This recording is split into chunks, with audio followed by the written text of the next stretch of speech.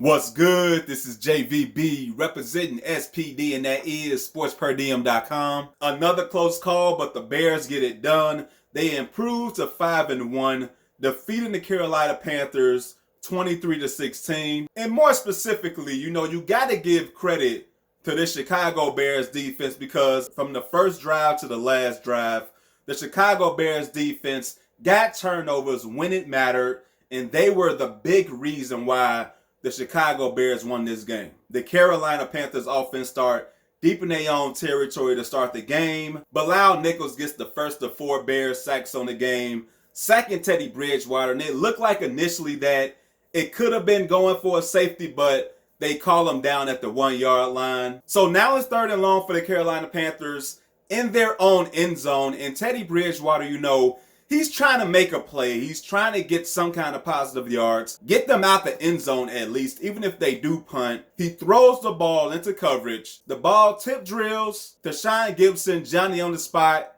gets his hands on the ball, gets the interception, and now the Bears are cooking. So this Chicago Bears offense gets the ball, goal to go in Carolina Panthers territory, and they nearly fuck it up. So during this drive, the play clock is winding down. So the Bears have to call timeout. You would think after a timeout that the Bears, everybody on the field, all the personnel, the quarterback, the coach, you would think that there wasn't going to be any confusion. You would think that they knew what they were going to call. Apparently not, because right after you had to call timeout while the play clock was going down to 0, the very next play out of the timeout, the play clock goes down to 0, delay game, push the Bears 5 yards back. You cannot be allowing those things to happen. Matt Nagy, Nick Foles, be the veteran. That was not a veteran move. That was a rookie move.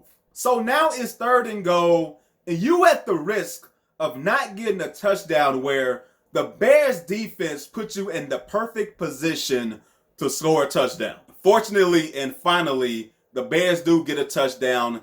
Nick Foles throws a bullet right to Cole Kmet through traffic in the end zone. The Bears are up 7-0. But for the majority of this game, the Chicago Bears defense, they dominated. And I don't want to hear nobody say, oh, Christian McCaffrey didn't play, so they got Mike Davis and Teddy Bridgewater's the quarterback, and Robbie Anderson and DJ Moore are the wide receivers. I don't want to hear. Just because these guys aren't name brand players, just because these aren't the names you look forward to watching every Sunday, that don't mean nothing. Christian McCaffrey is an all-pro. He's an all-world running back. He's probably the best running back, if not top 2, top 3 running back in the NFL. But with that said, since Christian McCaffrey's been out with an injury, Mike Davis been balling. Yeah, it may not look sexy, but the former Chicago Bears running back who didn't get a chance here in Chicago, the former Seahawks backup running back, he's doing well as the Carolina Panthers backup running back. And he scored a touchdown in this game, but the Bears defense did a really good job balling up Mike Davis, specifically Roquan Smith, who was all over the field in this game. But back to this Bears defense, because the offense is, we all know what the Bears offense is, so they didn't do much in this game. They were aided by the Bears defense. But let me get back to the Bears defense, because that touchdown from Mike Davis was the only Panthers touchdown in the game. Teddy Bridgewater, DJ Moore, and Robbie Anderson, they made some plays through the air, but nothing spectacular, nothing crazy, They picked on Jalen Johnson a lot. Jalen Johnson did get caught for that pass interference that led to Mike Davis's 1-yard touchdown run, and I wasn't a big fan of that pass interference call. Call it what you want, you can say because I'm a Bears fan I didn't agree, but during this season, the Chicago Bears secondary have been called for some questionable pass interference calls. There's been a lot of times this season where Kyle Fuller and Eddie Jackson specifically, they'll jump the route, get in front of the receiver to break up the play. And it seems like all the time, the referees have called pass interference. And yes, the play that Kyle Fuller made in this game where he jumped on the back of Robbie Anderson, I believe it was Robbie Anderson, but He jumped on Robbie Anderson's back. It was a tip drill. Eddie Jackson was there, Johnny on the spot. And it seemed like the Bears had got a pick six. That play, I'll give it to you because Kyle Fuller did jump on the man's back as the ball was coming his way. But as a Bears fan, you know, selfishly, you want the referee right there to just swallow the whistle, let the Bears get the pick six, because this was coming off of a drive before another drive where the Carolina Panthers had the ball. Eddie Jackson forced a fumble on Mike Davis. The Bears recovered the ball. So now, just like the first drive of the game for the Carolina Panthers offense, this Bears defense gets a turnover inside Carolina Panthers territory in the red zone, already set up for the Bears offense to make some moves. But like I said with that first drive, the Bears offense damn near screwed it up, but in the end, they scored the touchdown. But not only do the Bears not get a touchdown, they don't score any points. Because on the very first play, Nick Foles is trying his best Brett Favre impersonation. He's rolling out, and on his back foot, he just throws the ball up. There's no reason to just throw the ball up. He didn't even throw it to the end zone. But Nick Foles just throws the ball up in the air, and the Carolina defensive back easily picks it off. Like, I don't know what the hell he was looking at in that play. Even if he said what he was looking for on that play, guess what? I would still not know what the hell he was looking at on that play. That was a horrible play, a horrible pass. Right after this Bears defense gives you yet another red zone turnover.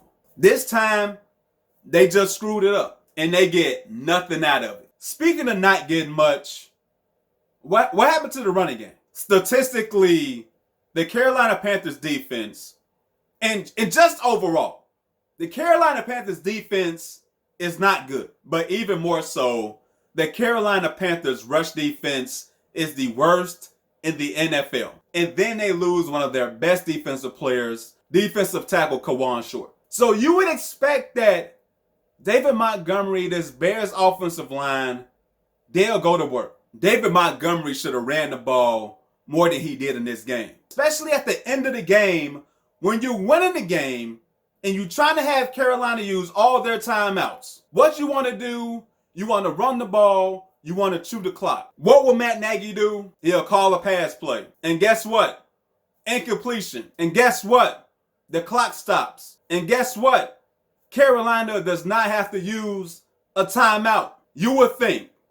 And I'm happy that the Bears are 5-1.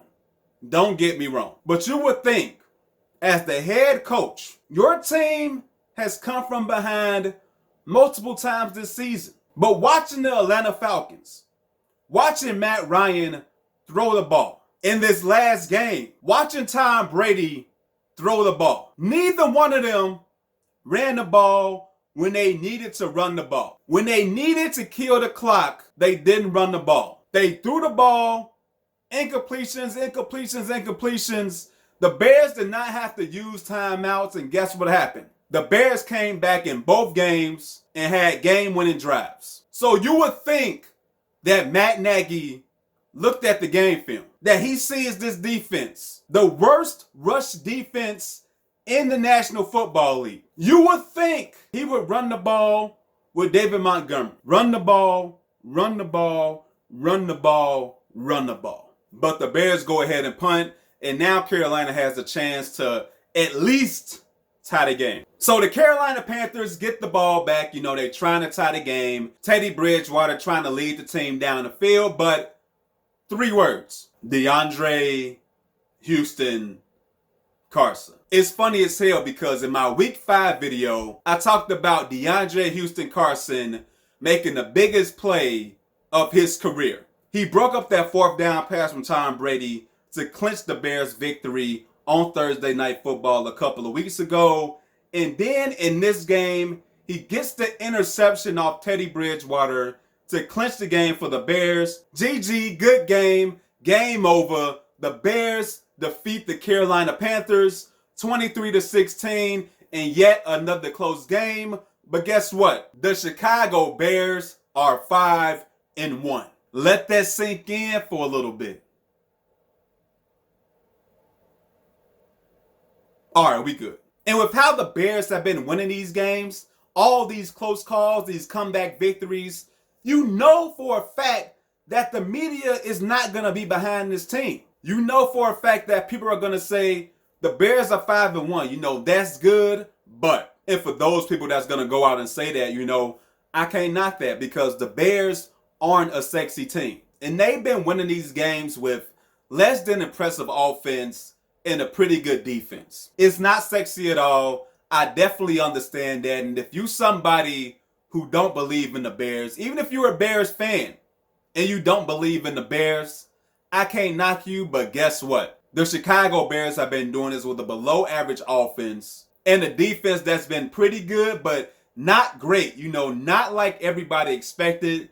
But in this game against Carolina, they showed up and they showed out. And I believe, me personally, I believe this is how this Bears defense is going to be throughout the rest of the season, barring any significant injuries. Of course, there's a lot of improvement to be made for this Chicago Bears team, but as I said before, and I will say it again, at the end of the day, the Bears are 5-1. They are going to be leading the NFC North. I'd rather have the Bears be 5-1, winning these games in the fashion they've won these games, than look pretty and be 1-5. It's not easy to go out and win games in the NFL.